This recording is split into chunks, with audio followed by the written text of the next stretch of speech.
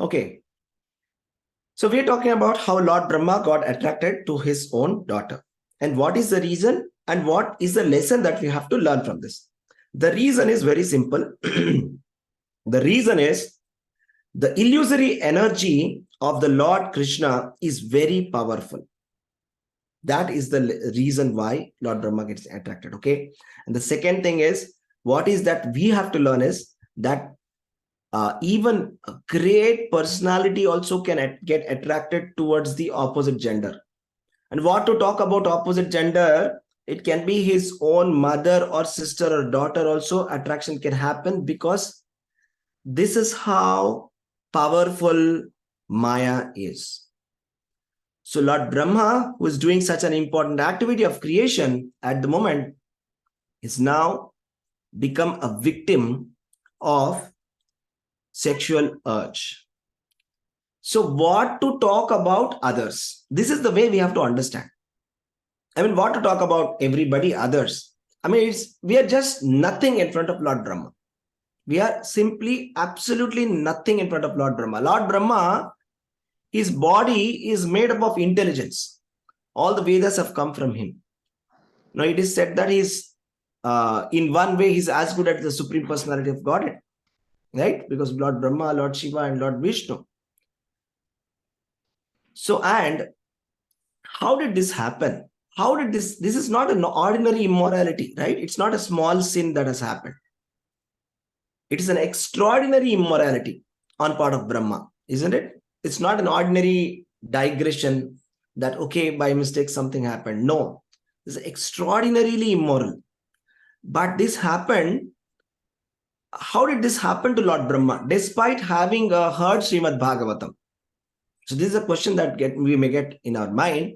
But let me tell you, the Acharyas have explained that this incident has happened in some particular kalpa, but not in the kalpa when he heard the Srimad Bhagavatam Chatushloki. Because we saw in the previous chapters that Lord Brahma, when he was born, he took the darshan of Lord Vishnu. He did tapasya. He took darshan of Lord Vishnu, and Lord Vishnu, he gave him Chatushloki Bhagavatam.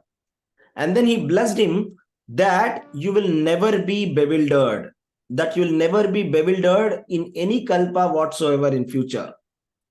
That was the benediction given by Lord Vishnu.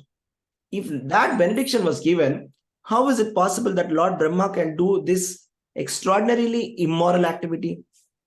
It's not possible. Therefore, this was happened in some other day of Brahma. Kalpa means one day of Brahma.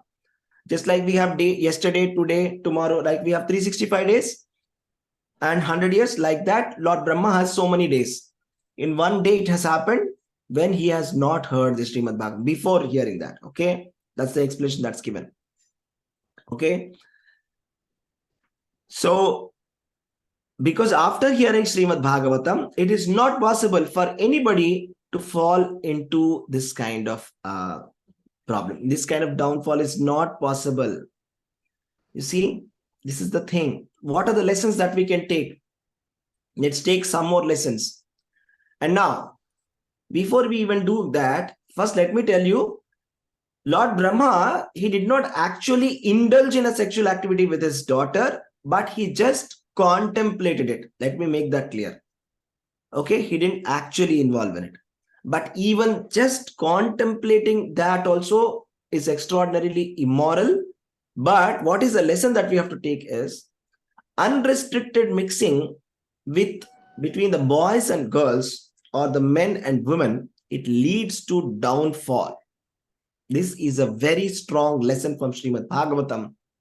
That's the reason why Srila Prabhupada says that wherever possible, the ladies and the gents, they must be physically separated. Not the husband and wife, but those who are not married.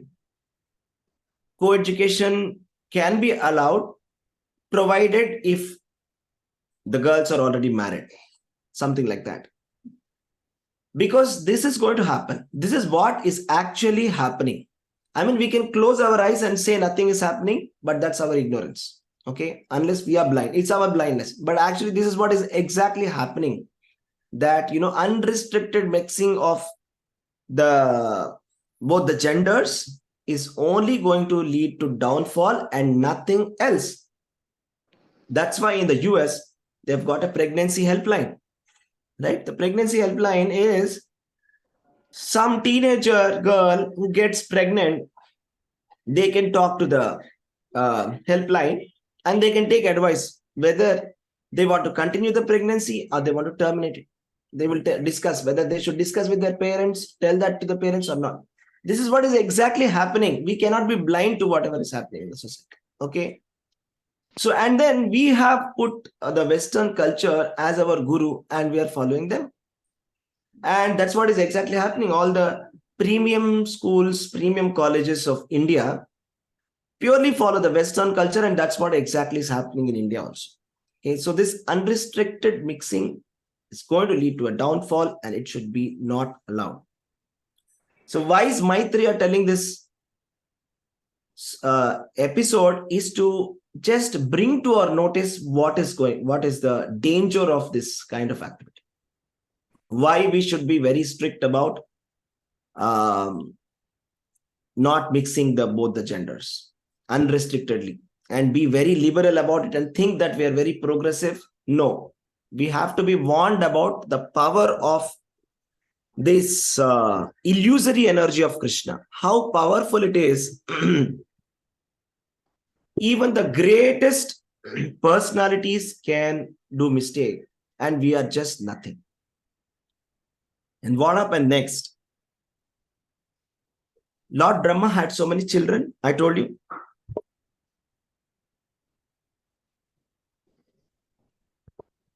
Marichi, Narada, and all the sages,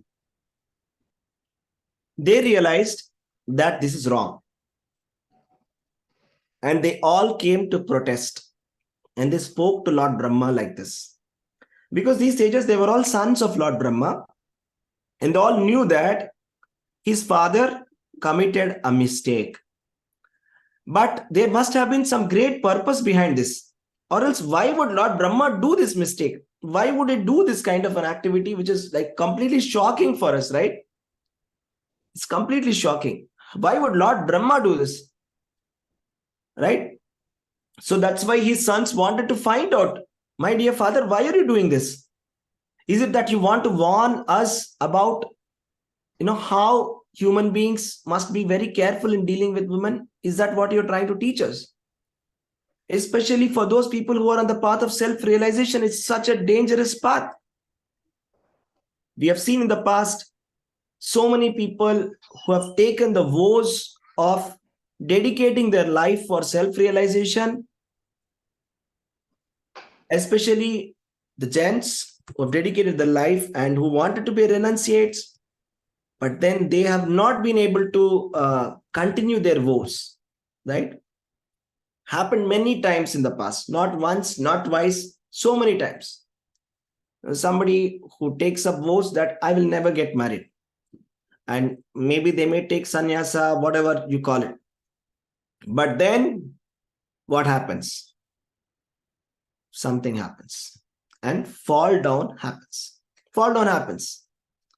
Right? So this is the danger. We have to realize that. Okay. So somebody who is on the path of self-realization, we have to be very careful about this activity.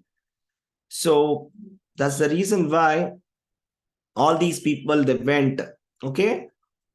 But they cannot show disrespect.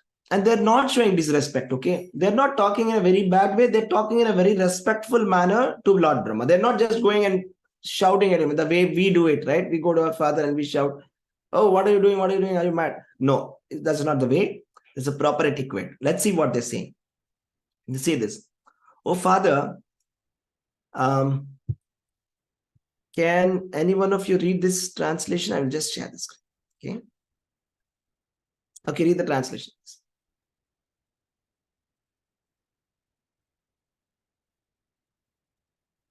Can I, Prabhuji? Yes, please. O Father, this performance in which you are endeavoring to complicate yourself was never attempted by any other Brahma, nor by anyone else, nor by you in previous kalpas, nor will anyone dare to attempt in the future. You are the supreme being in the universe. So, how is it that you want to have sex with your daughter and cannot control your desire? Hare Krishna. Thank you. Hare Krishna. Mans. So this is what it is. Marichi and all the sons of Lord Brahma, they're asking, how did you contemplate to do this kind of activity, to have sex with your daughter? And how are you not able to control your desire? Because you are supposed to be the supreme being in the universe. You are the supreme being in the universe. That is Lord Brahma. And you have never done this in the past as well. And this kind of activity was never done by Lord Brahma, by any other Brahma in other universes, nor even by any living entity also has done this kind of activity. And nor will anybody want to do it in the future. But then how did you do it? And then even though you are the most powerful being, this act does not suit you because your character is followed for spiritual improvement by people in general. Because it is said, Yadyad acharati shrestha taddat evetaro narah. Sayat pramanam kurute lokastad anuvartate. Whatever a great personality does, others follow, isn't it? Somebody of the stature of Lord Brahma, okay, who is like the source of all the Vedas, who is the source of all the spiritual knowledge, is doing this kind of activity, then what is the precedent for all those people who are following you? Right? Now, there's a very wonderful thing that's given in the purport here. You see, great personalities, they can do anything. It's not to justify that this is correct. Please understand this. It's not to justify that what Lord Brahma has done is good and we should do that or it is allowed to do. No, that's not the point. But to understand that Lord Brahma is so powerful that even if we can commit a mistake, that sin which he has incurred because of that activity, he can dissipate it very easily. But for us, it's not possible.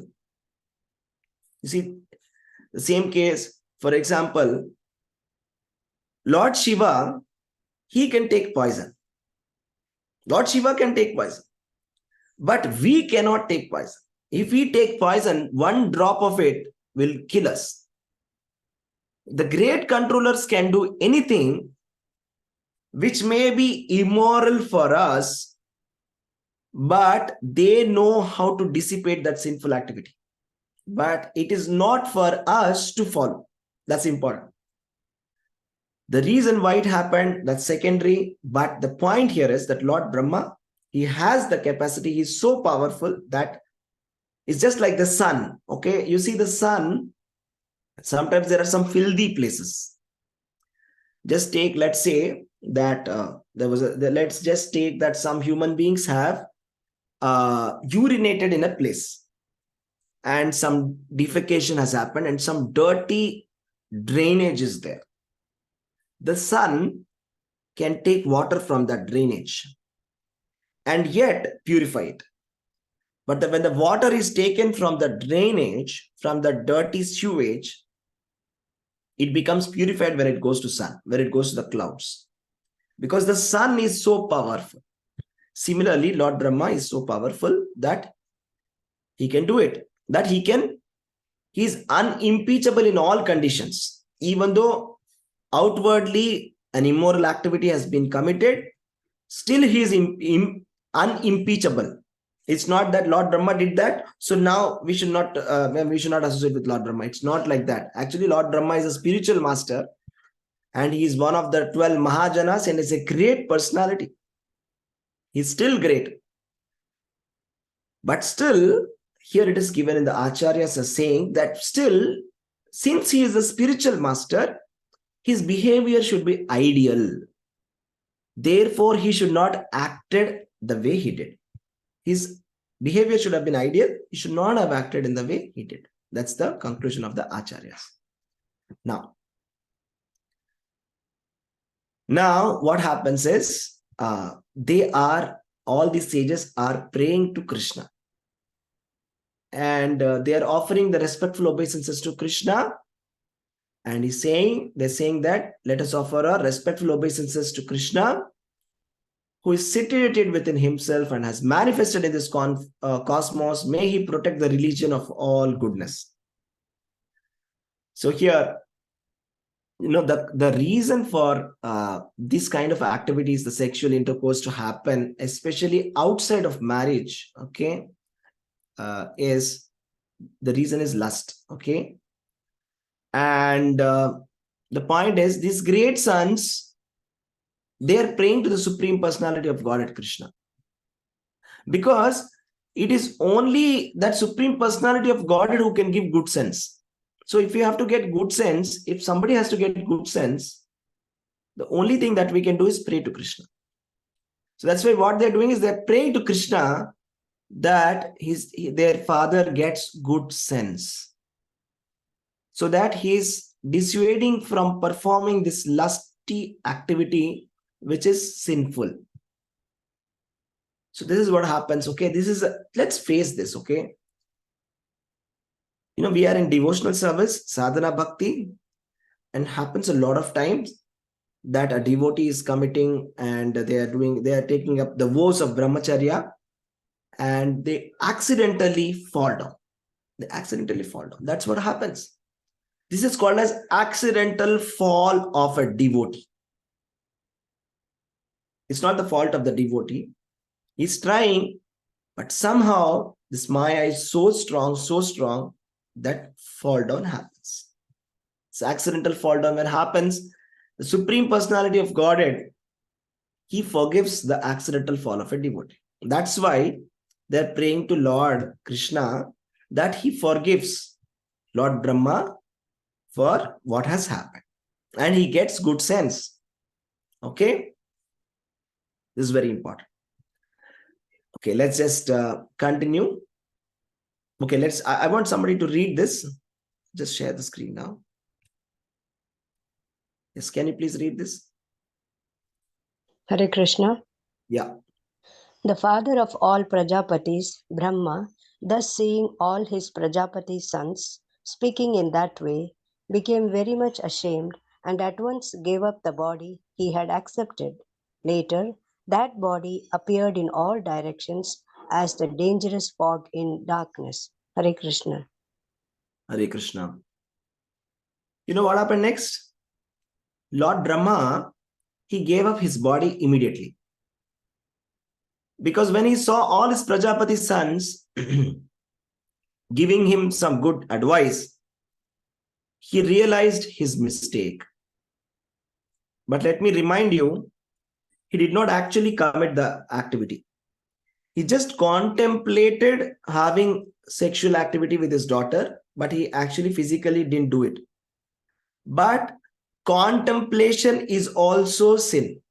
You see, if I mentally think about something wrong, that's also equally sinful as doing it. But one of the nuance to understand is, in Kali Yuga, only if you do an activity, it is a sin. If you think about it, it's not a sin. That's the advantage of Kali Yuga.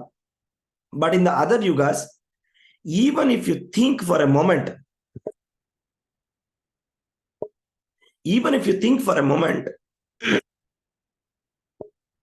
it is a sin.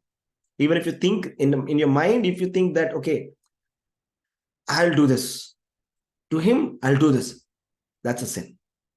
You see, that's so powerful it is. Okay, should be very careful. But at least in Kali Yuga, only when you physically do it, it is going to take action. So that is one of the benefits of Kali Yuga. But anyways, this did not happen in Kali Yuga. This was before that. So Brahma, he saw that, and what did he do? He gave up his body.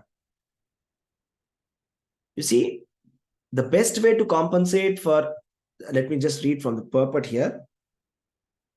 So I'll share my screen again. I'm sorry.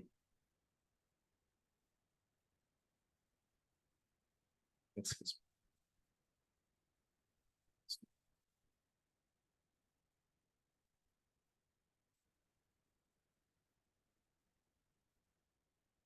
Yeah. Okay. Okay, we'll read the purport also. It's very interesting. Yes. Yeah, can anybody read the purport here? I'm sharing my screen. Is this legible? Can you read? Hare Krishna. Hare Krishna Prabhuji, hello. Yeah, please. The Go ahead. best way to compensate for one's sinful acts is to give up one's body at once. And Brahma, the leader of living entities, showed this by his personal example. Brahma has a fabulous duration of life, but he was obliged to give up his body due to his grievous sin, even though he had merely contemplated it in his mind without having actually done it. This is a lesson for the living entity, showing how sinful an act is to indulge in unrestricted sex life. Even to think of abominable sex life is sinful, and to compensate for such acts, one has to give up his body. In other words, one's duration of life, blessings, opulence, etc., are decreased by sinful acts. And the most dangerous type of sinful act is unrestricted sex. Ignorance is the cause of sinful life. Our sinful life is the cause of gross ignorance.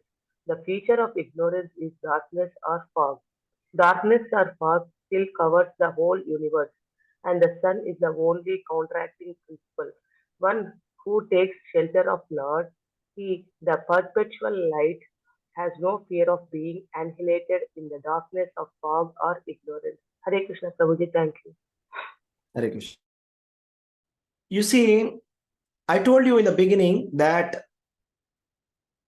material world is within the spiritual world, and the spiritual world is full of light, but the material world is full of darkness.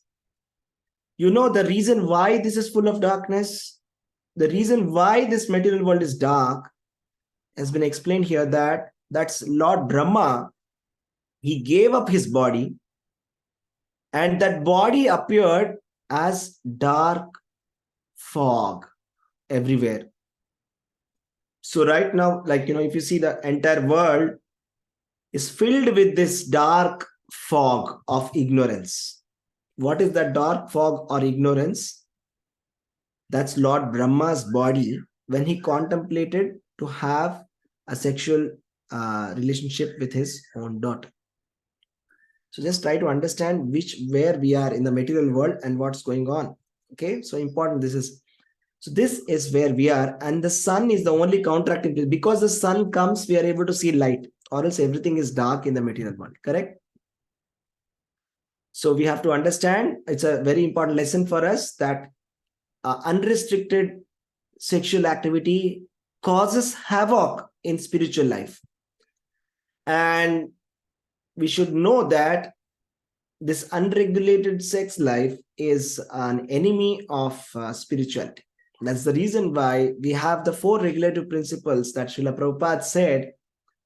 One of the regulative principles is no illicit sex.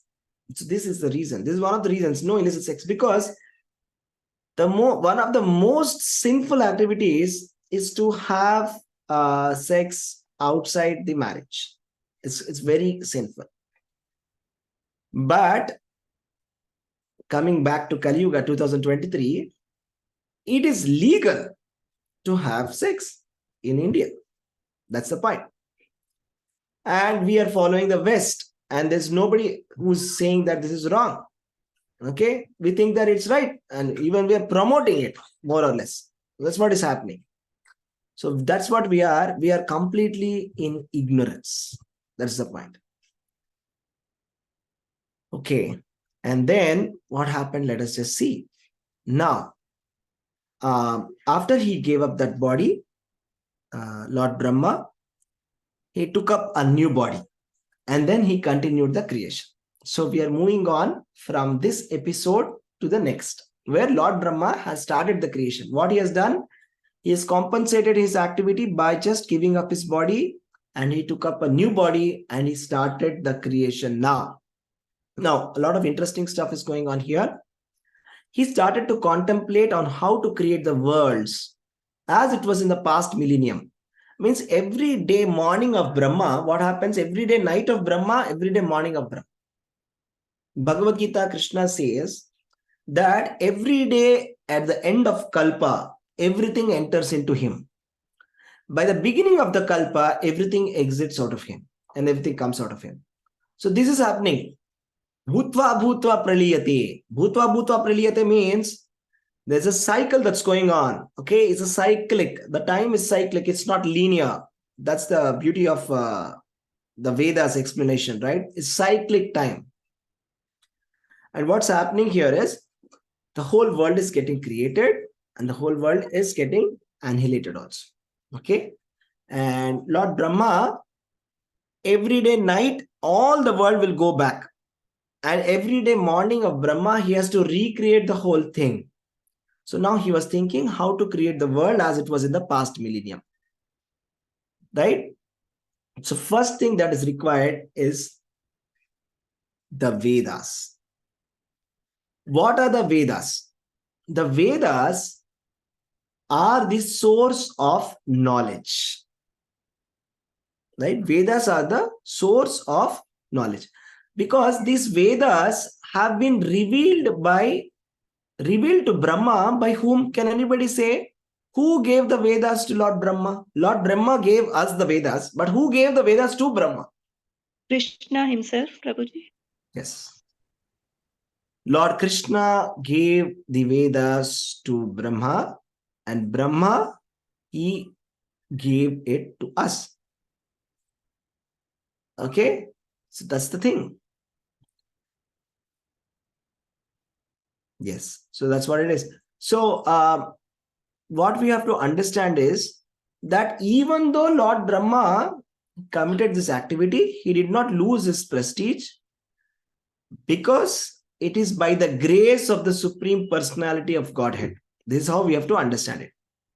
Even though it is never expected that a great personality like him would do it, it is only to show us how powerful the material nature is and how strong it is and how vulnerable we are. If Lord Brahma is vulnerable, we are a million times more vulnerable.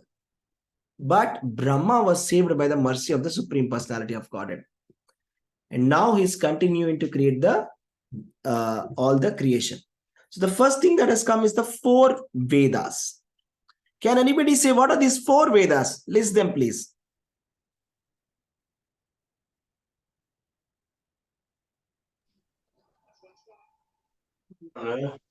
Yes. Rigveda, Samaveda, Yajurveda, Atharva Veda. Hare Yes, Krishna. the 4. Yes, Hare Krishna. Thank you. The 4 Vedas are Rigveda, Yajurveda, Samaveda, and Atharva Veda. They are coming from each of the mouths of Lord Brahma. How many faces does Lord Brahma have in our material world? In this material world, how many faces does Lord Brahma have? Can anybody say? 4, Prabhuji. 4 faces, right? So from each of these faces, each of these Vedas have come. Okay. And then what happened? Let's just try to see.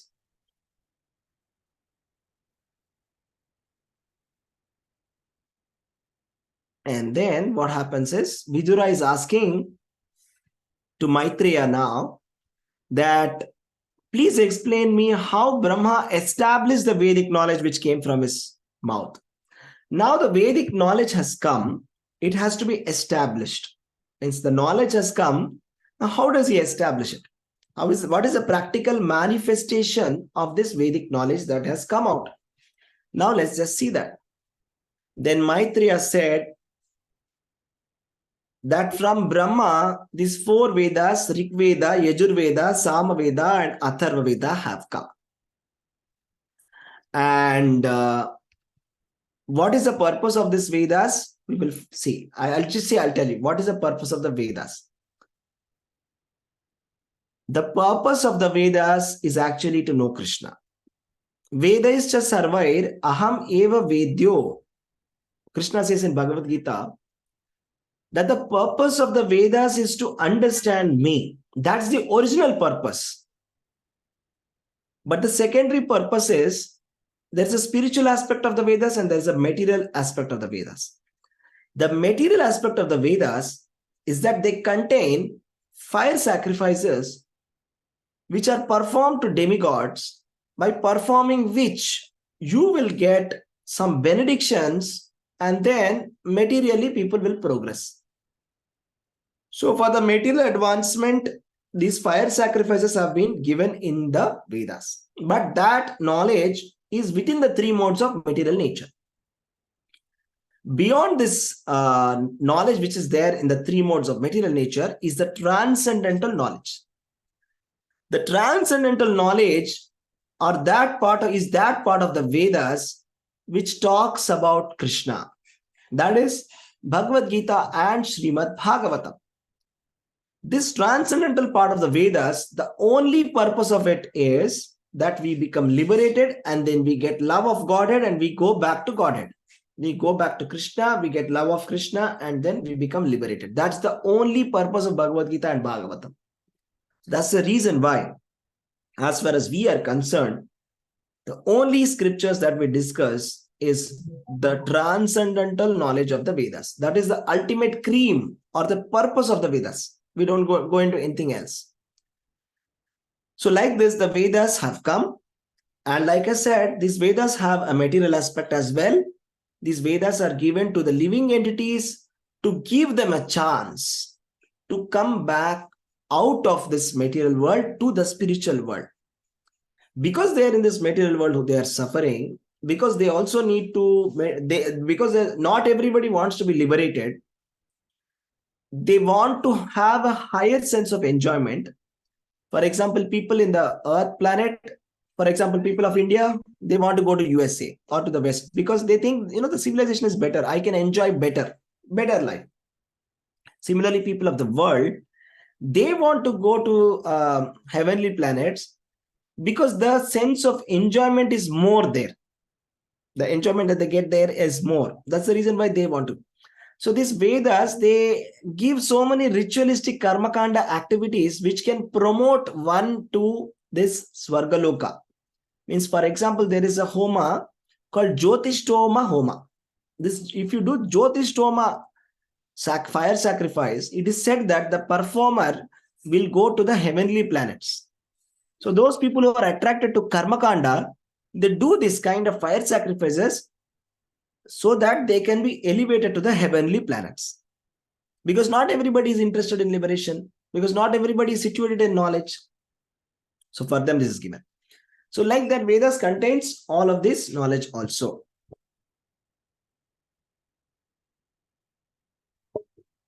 And then what else did he create? So let's see this. Let me share my screen. Interesting verse. Ayurvedam dhanurvedam gandharvam vedam atmanaha sthapatyam chashra jadvedam kramat purvadibhir mukhaihi. Okay. Can anybody read the translation, please?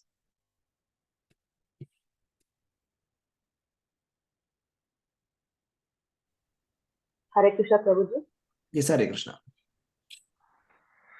He also created the medicinal science, military art, musical art, and architectural science, all from the Vedas. They all emanated one after another, beginning from the front phase. Hare Krishna, Prabhuji. Hare Krishna.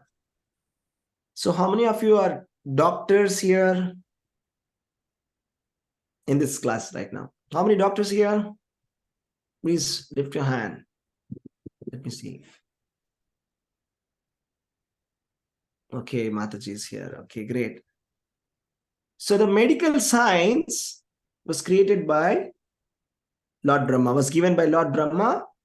It's called as Ayurveda, the medical science. The next one is military art called Dhanurveda. Dhanurveda means, so okay, before we go to Dhanurveda, let me tell you, this Ayurveda is very ancient, okay? This is as ancient as a creation.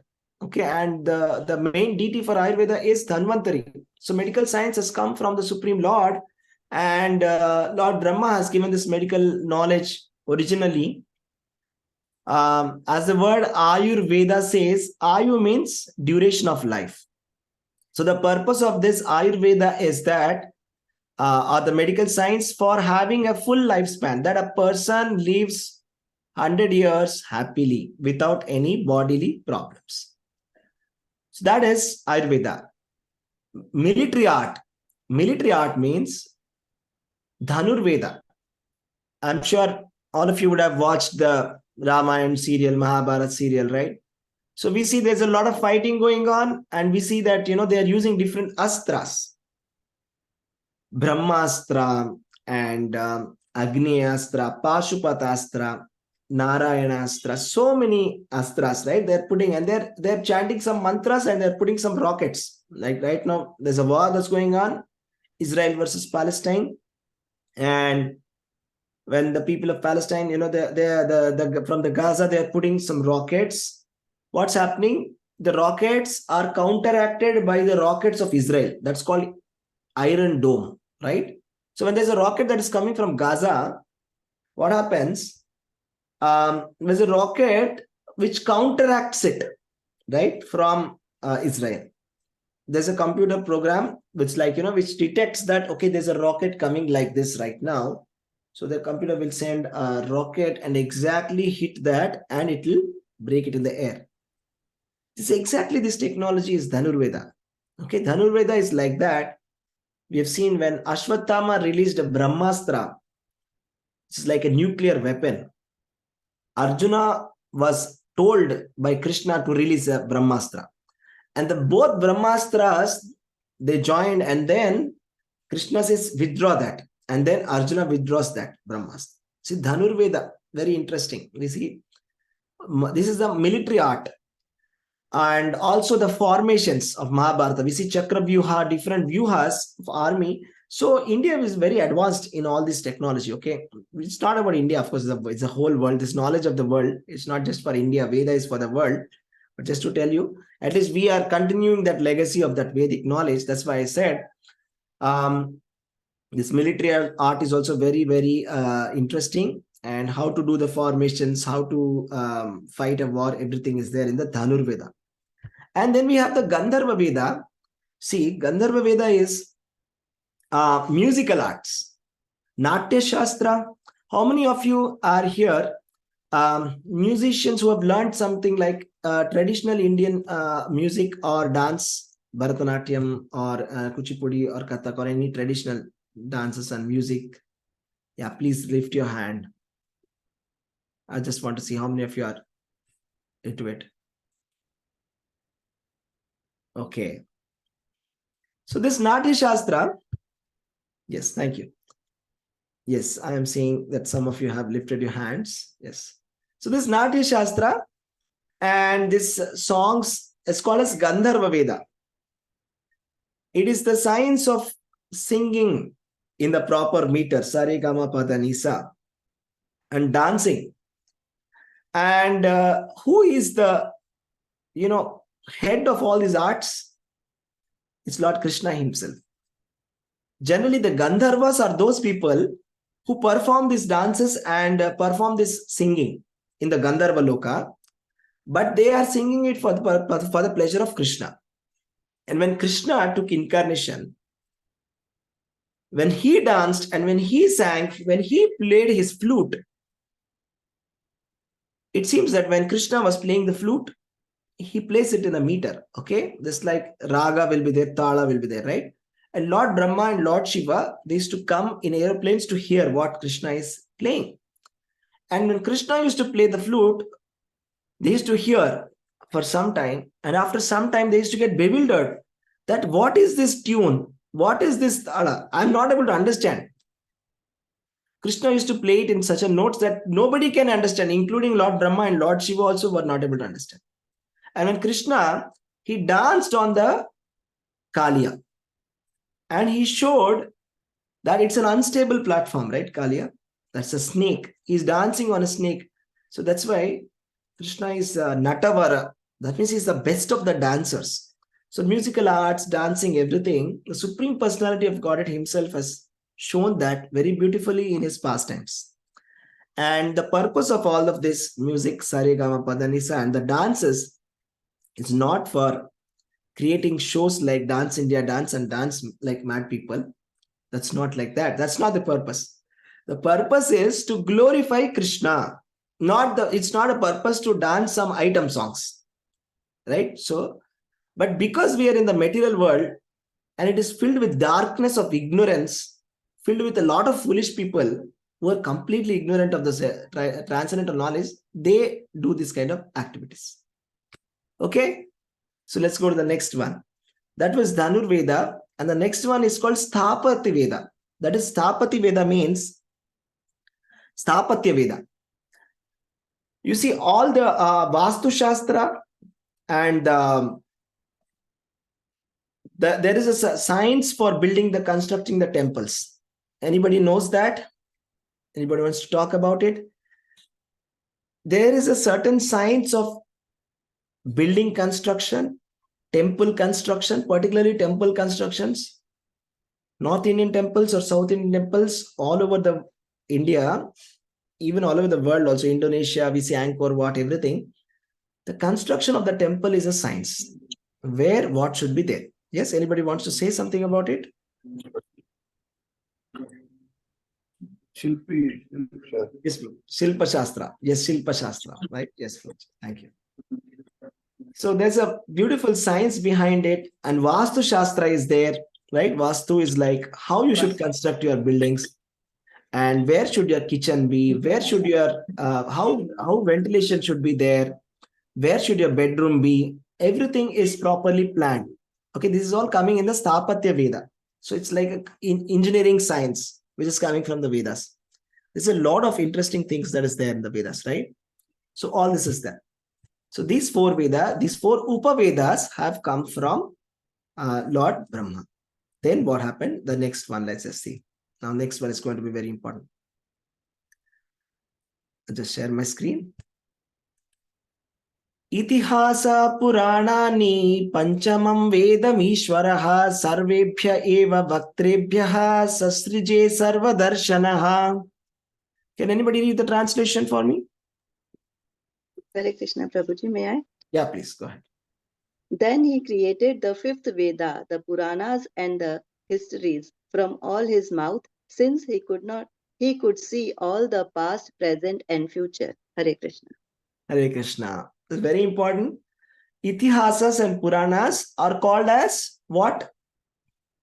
It's written here. What are they called as? Fifth Veda. Upanishads. Upanishads are Vedas. This is not Upanishads. Upanishads are a part of Vedas. Okay? This is about Itihasa and Purana. Can anybody say what are the two Itihasas that we have? Mahabharata and Ramayana. Yes, Mahabharata and Ramayana. And Puranas, we have 18 Puranas and many Upapuranas. And we are reading Srimad Bhagavatam, which is also one of the Mahapuranas. But then some people who are not very much conversant with the Vedic version, they say that Puranas are not a part of Vedas, but it is actually ignorance. Because Srimad Bhagavatam says it, and all the Vedas also, Upanishads also say that Puranas are very much a part of Vedas. And in fact, Puranas make the knowledge of the Vedas complete. That whatever is given in the Vedas is very esoteric. It's very difficult to understand. But Puranas can elucidate it and make it understand in a clear way. Whatever you read in the Vedas, if you want to understand properly, you need to take shelter of Puranas.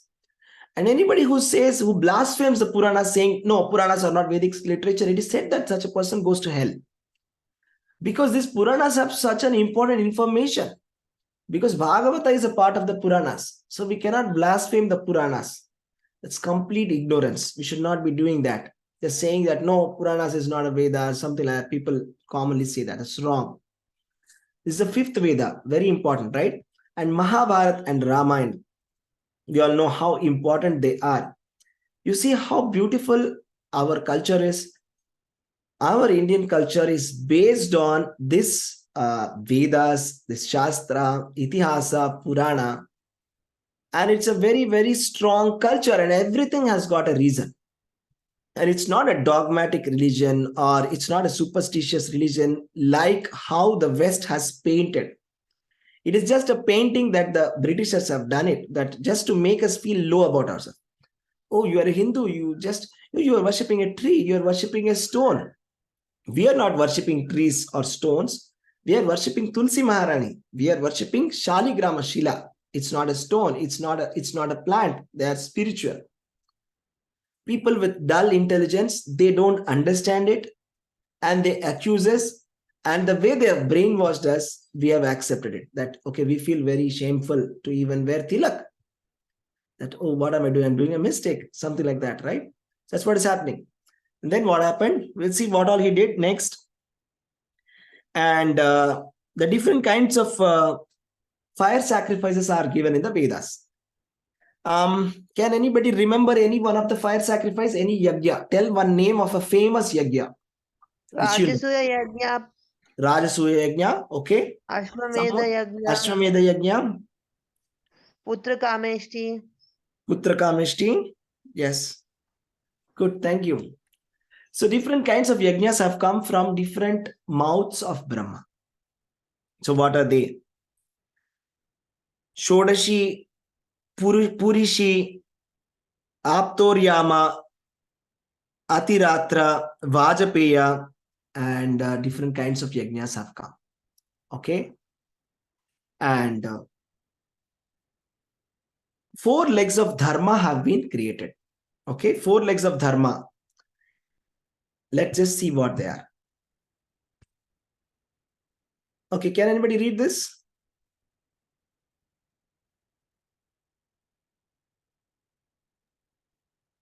Hare Krishna, Prabhuji. Can I? Hare Krishna. Yes, please. Education, charity, finance, and truth are said to be the 4 legs of religion. And to learn this, there are 4 orders of life with different classifications of caste according to vocation. Brahma created all these in systematic order. Hare Krishna. Hare Krishna. You see, the 4 legs of religion, which is given as Vidya, Dhanam, Tapa, Satyam. And to learn this, to learn this 4 legs of dharma, the Varnashrama system has been created. The 4 ashramas and the 4 varnas.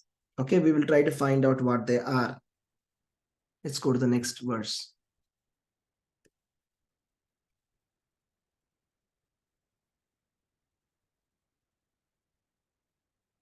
Yeah, so now talking about the first 4 varnas.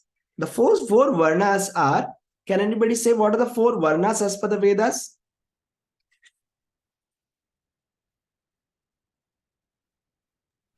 Brahmacharya. Varnas, Plus- that is ashrama. I'm asking about varna. Brahmana starts with Brahmana, Kshatriya, Brahmana, Kshatriya, Vaishyas, and Shudras. Brahmana, Kshatriya, Vaishya, Shudras have been created first. Okay, so what should the Brahmanas do? The Brahmanas, they are supposed to be reading the Vedas, and they must follow Brahmacharya, and they must maintain their livelihood by picking up rejected grains. That's called Shilonchana. It's very difficult. It is impossible to do this. I mean, in this, I don't know. There may be some people in India right now who are doing it, but it used to be, once upon a time, everybody used to do that, the Brahmanas. The Brahmanas are not supposed to be accepting any employment. What they should do, where they are where there are some granaries, right? Where the grain merchants will be there. So at that time, what will the grain merchants, after finishing their business, when they go away, some grains will be left on the floor. So these Brahmanas are supposed to go there and pick up that grains which are left. Okay, you see? That's what is such a high standard for the Brahmanas, right? It's so difficult for people to follow this. Not at all. So that's like that. And then 4 ashramas were created. We know that the Kshatriyas and Vaishyas and Shudras, we know Kshatriyas are military, the army, just like how Lord Ramchandra and Dasharatha and Lord Krishna, Kamsa, all of these people, right? All of them are Kshatriyas, right? So, and Vaishyas are like Yashoda and Nanda Maharaj, cow protection and what do you say, the agriculture, cow protection agriculture. And the Shudras are the workers, daily wage workers. So these were created. And then what happened? Lord Brahma created the 4 ashramas. Can anybody say what are the 4 ashramas?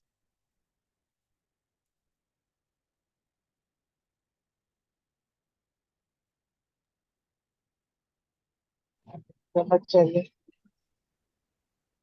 Yes. Hare Krishna, Prabhu. Brahmacharya. Brahmacharya. Yes. Next one. Grahasthashram. Grihastha. Anaprasthashram. Anaprasthashram. Last is sannyas. Yes. No, last. Brahmacharya, Grihastha, Vanaprastha and Sannyas. First one is Brahmacharya. That is first 25 years. Under the supervision of the spiritual master and strict Brahmacharya, celibacy.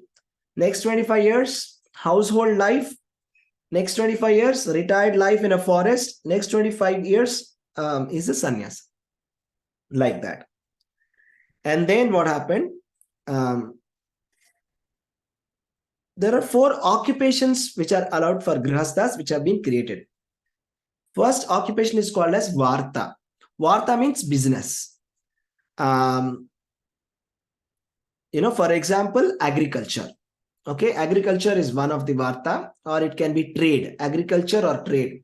There are some specific activities which are said we should not be doing in the Vedas. The Shastra says you should not be doing this, right? So such activities must be avoided. For example, trade of salt and bell metal, some specific things are given like that, which are not supposed to be done. Okay. And that is trade is allowed, and performing sacrifices is allowed. Taking alms without begging is allowed. Taking the fallen grains in the field is allowed. So these are the kind of things. And then there are 4 types of vanaprasthas that are given in the Srimad Bhagavatam. The 4 types of vanaprasthas, we will just see that. They are Vaikhanasa, Valakalya, Audambara, and Fenappa. They kind of like, those people who are renounced to the forest, they are 4 types. And sannyasis, there are 4 types. Kutichaka, Pahudaka, Parivrajaka, and Paramahamsa. These are the 4 types of sannyasis that is allowed. Okay. And there's something very interesting here. How many of you have heard about Gayatri Chandas? Very famous, right? How many of you heard about Gayatri, which is there in the Vedas? The Gayatri mantra or the Gayatri Chandas? Hare Krishna, Prabhuji. Only Gayatri mantra we know. Yes, the Gayatri mantra, yeah. But the Gayatri is also a Chandas. Chandas means it's like a meter. Okay. Anushtup Chanda. Yeah, Anushtup Chanda. Okay, can you say an example for Anushtup Chanda? Like, for example, yeah. Surgical letters. Madashakam. Which one? One by one. Repeat once more. What were you saying? Anushtup Chanda, it contains 4 charan, Prabhuji. Yes, examples. Examples.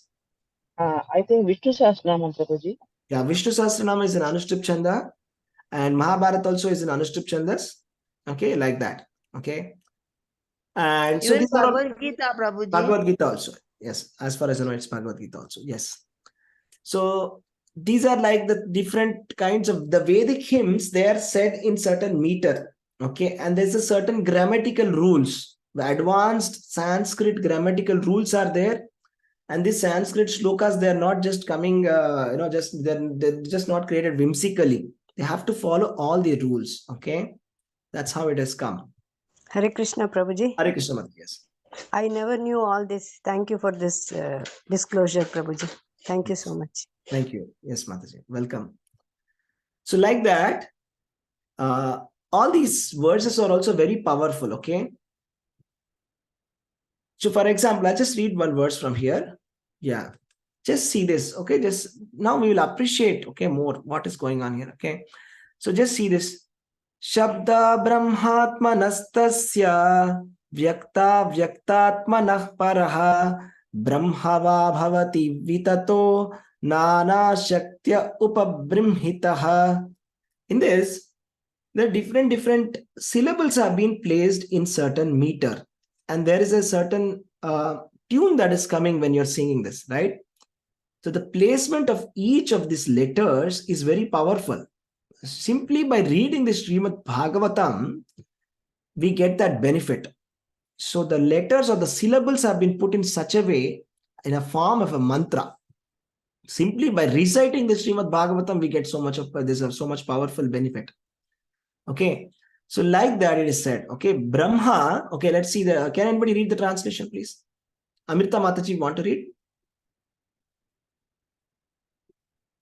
Hare Krishna, I'm traveling, Prabhuji. Okay. Sorry. No problem. Who wants to read the translation?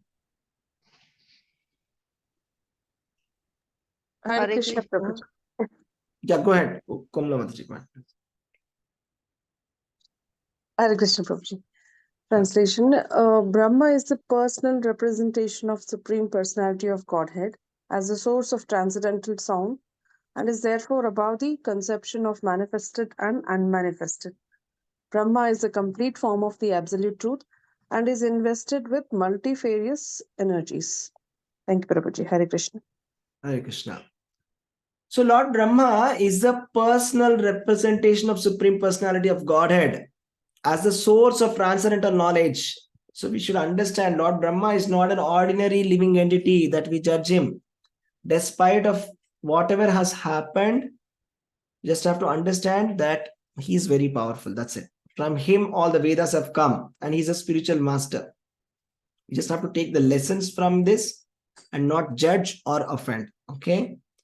So Brahma is the complete form of the absolute truth and is invested with the multifarious energies. Okay, so this is a very important point. So that's why we cannot condemn Brahma, right? We cannot say, for example, Indra did this mistake, like that we're condemning, just like we condemn normal people. We should not condemn Brahma. That's we should not supposed to be doing, because from him is a personal representative of Supreme Personality of Godhead, and all the Vedas have come from him, right? He's the personification of the absolute truth. That is Brahma. He's not an ordinary living entity. He lives in the Brahmaloka, and his lifetime, you know how much it is? It is 311 trillion years. Lifetime of Brahma, 311 trillion years. One day of Brahma, 430 crore years. What is our lifespan? 100 years. What is our mind? It's a tiny brain, right? What is his brain? His mind, his body is made of intelligence. He knows all the Vedas completely. So he's completely different personality. We cannot judge him. Okay. So that's what has happened. And now what happened is Lord Brahma, he thought that in spite of my being scattered everywhere, there is still insufficient population. And he's feeling bad right now that there is not enough population. Right? This is the beginning of the creation, right? Right now we think about the opposite, that why is there so much of population? At that time he's thinking, I'm trying my best, but there is no population here. And then what did he do? He sat in meditation, and from his contemplation, he generated two forms, which are as good as the body of Brahma. And these two forms, they united together. They were like two genders he created. Okay, which, you know, they united in a sexual relationship. So one of them is a male form named as Swayambhuva Manu. And the female form is known as Shatarupa, the queen of the great soul Manu. So Manu and Shatarupa are the original, you know, the man and the woman as per the Vedas. And from them, all the generations have come. So from Lord Brahma came Manu and Shatarupa, and by the union of Manu and Shatarupa, all the generations of populations have come from both of them. Okay, so that's about today's class. So Manu and Shatarupa, they had 5 children, 2 sons and 3 daughters. 2 sons, Priyavrata and Uttanapada, 3 daughters, Akuti, Devahuti and Prasuti. So we will discuss about Uttanapada's story. Uttanapada and his son was, who was Uttanapada's son? Do you know? There's a very famous little devotee who's very, very famous. Who is the son of Uttanapada? Prahlad Maharaj. No. Dhruva Maharaj. Dhruva Maharaj. Dhruva Maharaj, correct. And we have Akuti, Devahuti and Prasuti. Devahuti was married to Kardama Muni, which is a part of, and their son was Kapila Muni. Kapila was the Supreme Personality of Godhead incarnation, and we have the Kapila Gita given by him. Okay. So that's what has happened. So Manu handed over his first daughter Akuti to the sage Ruchi, Devahuti to Kardama, Prasuti to Daksha. And from them, the whole world was filled with population. So what is the thing that we have to learn from here is that Manu and Shatarupa are the original living beings, who were created by Brahma, and they had 2 sons and 3 daughters, and we see that they are getting their daughters married. You see, so this institution of marriage is starting from time immemorial, right from the starting of Swayambhuva Manu. So this custom or tradition of giving away one's own daughter as a charity, as a marriage, Kanyadana, is starting from Manu himself. So this is the wonderful Vedic culture. And this is as per the Vedic scriptures, as per the Vedas, as per what the Supreme Personality of Godhead has given, right? How the living entities in this dark material world of ignorance can live temporarily in some happiness. If we don't follow this, it'll be more worse. Okay, it's going to be more worse than that. It's already a world full of suffering, but if we don't even follow the Vedas, it's going to be more worse. That's it. It's better to play by the rules and follow the Vedas. It's the best thing that we can do. And the most important point of the Vedas is that we have to surrender to the Supreme Personality of Godhead, Lord Sri Krishna. Understand that from him everything has come. From him this material world has come. From him this illusory energy of Maya has come. And because of that Maya potency, the entire world is running. And that can delude even great personalities like Lord Brahma. And we are very insignificant in front of Lord Brahma. We are very insignificant in front of the illusory energy of Krishna. So the best course of action for us is to surrender to the Supreme Personality of Lord Sri Krishna. And that is the highest benefit for all the living entities. So with this, I would like to conclude. Thank you very much for joining. We can take one question because I have to go to, I have to give the announcements for Damodar month. That's very important. That's why we'll take one quick question if anybody has it. Any questions? And then we'll talk about the Damodar month. Hare Krishna.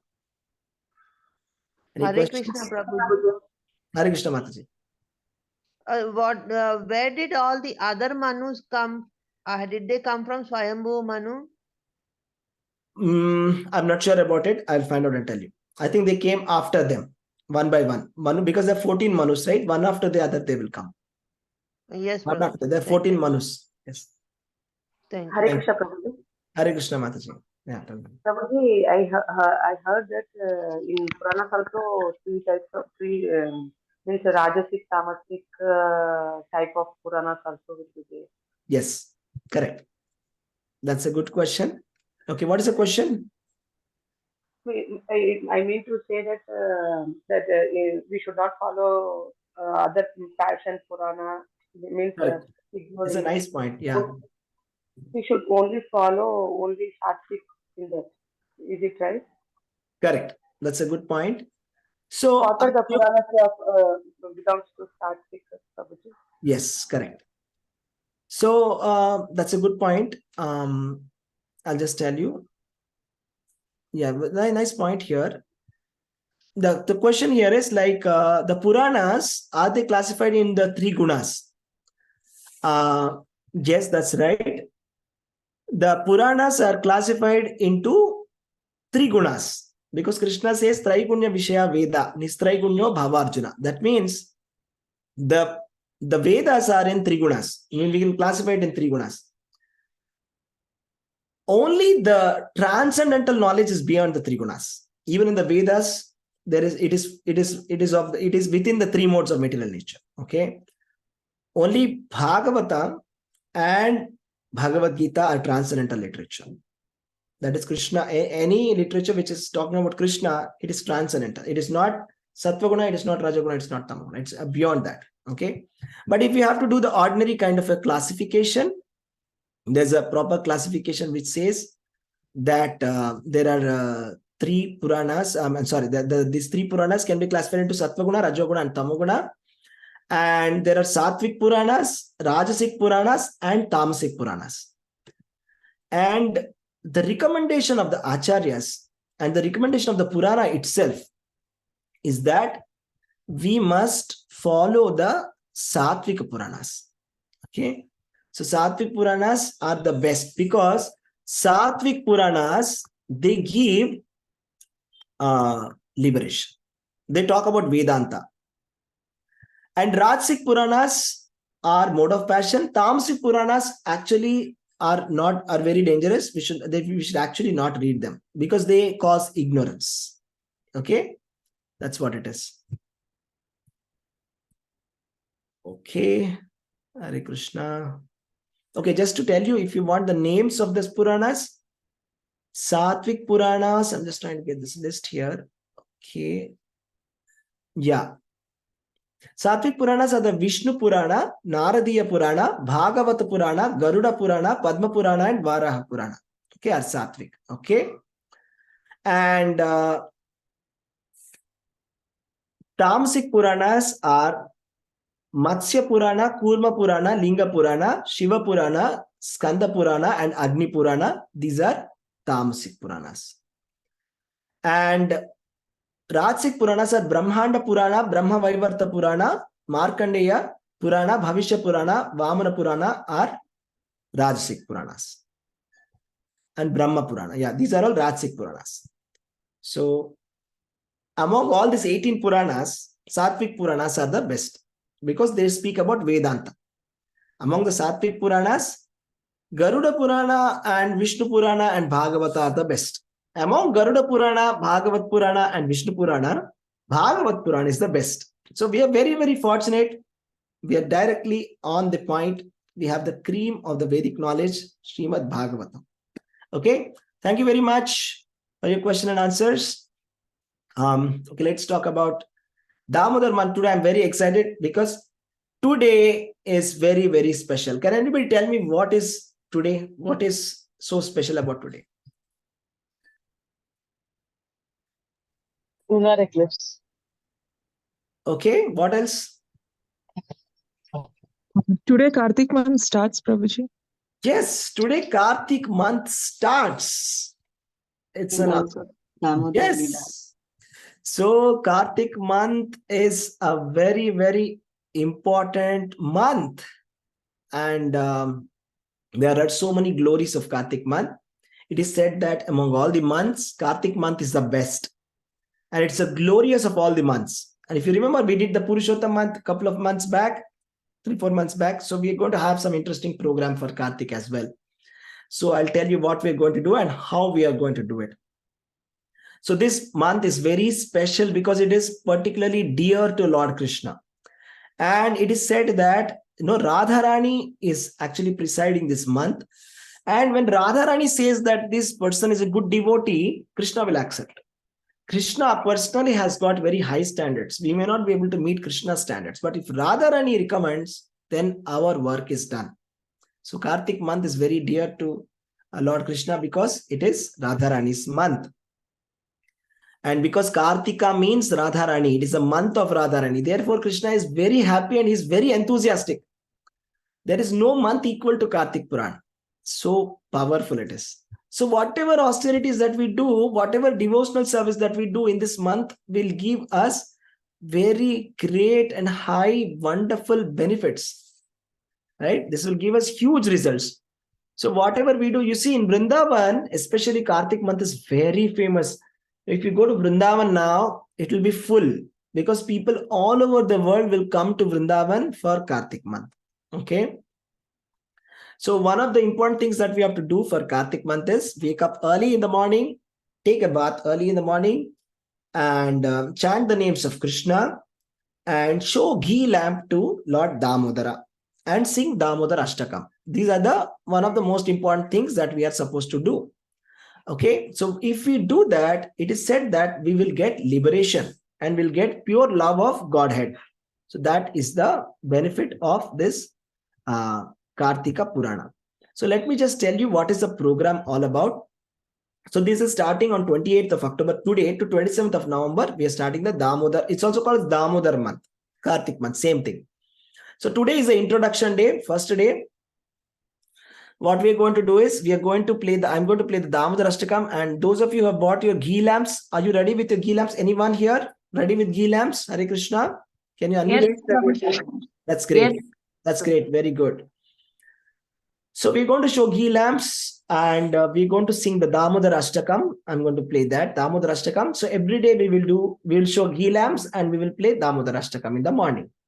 Okay. And first day is that we're just going to do the introduction of Kartik month and show Damodar Ashtakam and show ghee lamps. From tomorrow on, for the next 9 days, we will discuss about the 9 ways of devotional service. All these programs will be done in the morning at our usual time, 6:45 a.m. From 6:45 a.m. onwards. From tomorrow onwards, we will be showing the Mangal Arati from 4:30 a.m. So please join for Mangal Arati and chanting in the morning.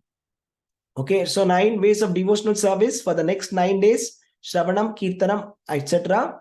Every day we are going to tell a story for the next 9 days, starting tomorrow. After that, for the next 21 days, we have come up with some interesting thing called as a 21-day Kartik month challenge. What is this 21-day challenge is, how many of you are chanting 16 rounds? Please lift your hands. I want to see how many chant 16 rounds already. Please raise your hands. Okay, we see some hands raised up here. Okay, thank you. How many of you, now you can lower your hands. How many of you would like to chant 16 rounds?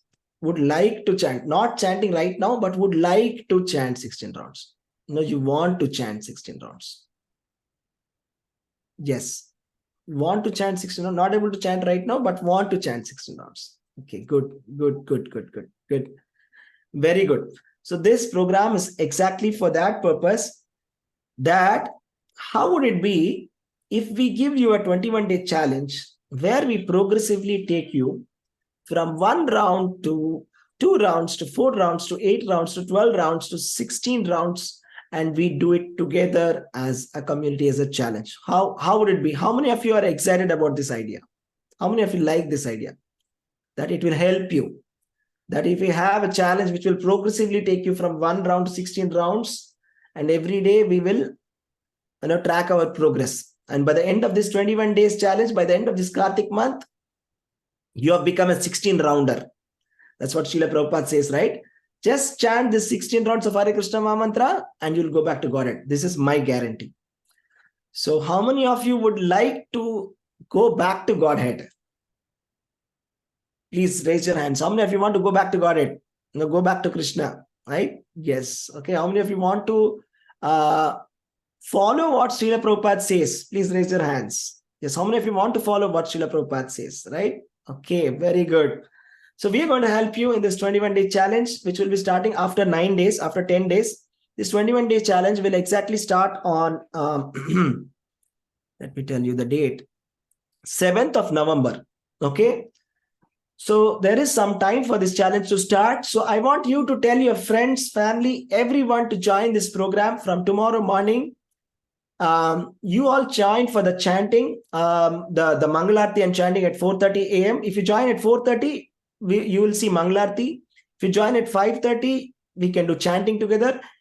If you join at 6:45, we will do daily Bhagavad Gita session, followed by a story on 9 ways of devotional service, followed by Damodarashtakam and lamp offering. Okay.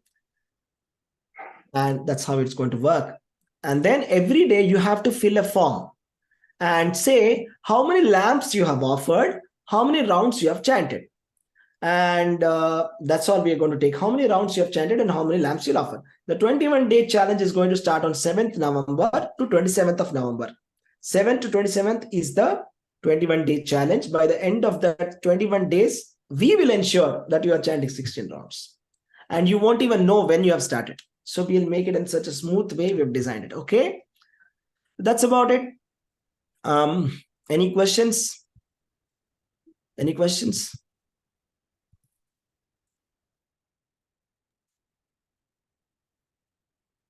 Okay. I want to know, anybody can sing Damodarashtakam today? Anybody can sing Damodarashtakam? If I show, can you? Yeah, everybody please lower your hands. We'll show the. Yes. Siddhi Mataji and who else? Siddhi Mataji, will you be, should I show the lyrics or is that okay? You can manage on your own. Siddhi Mataji. My lyrics, Prabhuji, 1 minute. I have my lyrics. Okay, you can open it up. I'll give you some time. So who is going to sing tomorrow? I want that. Today Siddhi Mataji is doing. Tomorrow who is singing Damodarashtakam? Unmute yourself and say, I'm not able to understand because you have... Myself, Prabhuji. Hare Krishna. Okay, tomorrow Swati Mataji will do Damodarashtakam. Today Siddhi Mataji. And okay, bring your lamps. Please turn on your videos. Whoever have lamps with you, turn on your lamps and I'm going to spotlight you. Turn on your videos. Those who have the lamps ready with you, turn on your videos. My camera is not getting open. Okay, that's fine. If camera is not working, no problem. Those whose camera is working and who are ready with your lamps. Okay, just be ready. Yes. Siddhi Mataji, are you ready? Yes, Prabhuji. Okay, wonderful. And who else is ready with the lamps? Okay, let me just ask this question. Manisha Mataji, are you ready with your lamp? Yes, Prabhuji. Thank you. Who else? Who is ready with lamps? Okay, maybe today short notice, no problem. Manisha Mataji is ready. So from tomorrow on, you have to bring ghee lamp and be ready. Okay, when I ask, you should show your lamps. Okay, I'm going to flash Damodara photo and Siddhi Mataji will start singing Damodarashtakam. Yes. Siddhi Mataji, yes, please go ahead. Hare Krishna. Namamishwaram Satchitanandarupam Lasat Kundalam Gokule Prajamanam Yashodhabhiyo Lokaladavamanam Paramasyanto Drishtagopaya Namamishwaram Satchitanandarupam Lasat Kundalam Kokule Brajamanam Yashodhabhiyo Lokaladavamanam Paramashtrantyoto Dhritya Gopaya Rejantam Mohornetra Yugmam Rejantam Karamboja Yugmena Sataka Netram Mohoshvasakam Patri Rekanta Kanta